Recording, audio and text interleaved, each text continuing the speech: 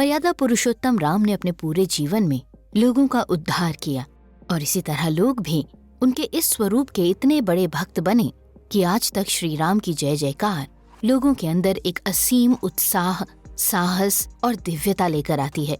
श्री राम के कई भक्तों में से एक महान भक्त थे हनुमान, और रामायण में हनुमान का किरदार निभाया था दारा सिंह ने। दारा सिंह की बिल्ड जबरदस्त थी।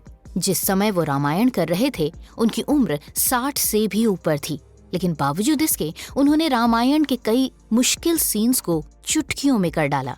और इसी का जिक्र करते हुए रामायण में लक्ष्मण का किरदार निभाने वाले सुनील लहरी ने एक ऐसी घटना के बारे में अपने एक इंटरव्यू में बताया जिसे जानकर हर कोई हैरान रह गया। सुनील लहरी ने बताया कि जिस समय वो रामायण कर रहे थे उस समय दारा सिंह लगभग 62 साल के थे और एक सीन में उन्हें लक्ष्मण को अपने कंधों पर उठाना था। और इसी बात को लेकर सुनील लहरी चिंतित भी थे, क्योंकि उन्हें लग रहा था कि पता नहीं दारा सिंह उन्हें उठा भी पाएंगे या नहीं, और कहीं उन्हें उठाते उठाते उन्हें गिरा दिया तो और मुश्किल हो जाएगी, क्योंकि सुनील लहरी का वजन भी उस समय तक 70 किलो था। उन्होंने दारा सिंह को ऑफर किया कि वो सीन को चीट करते हुए कुछ ऐसा कर लें जिसकी वजह से उन्हें इतना भारी वजन न उठाना पड़े, जिसके जवाब में दारा सिंह ने कहा कि तुम चिंता मत करो, मैं सब कर लूंगा। लेकिन सुनील लहरी को उनकी बातों पर यकीन नहीं हो रहा था। एक 62 साल का इंसान एक 70 किलो के आदमी को उठाकर कैसे चल पाएगा, ये सोच सोच कर उन्हें डर लग रहा था। लेकिन जब सीन की शूटिंग शुरू हुई तो दारा सिंह ने बड़ी ही आसानी से उन्हें अपने कंधों पर उठाया, और न सिर्फ उठाया बल्कि उन्हें लेकर चले भी।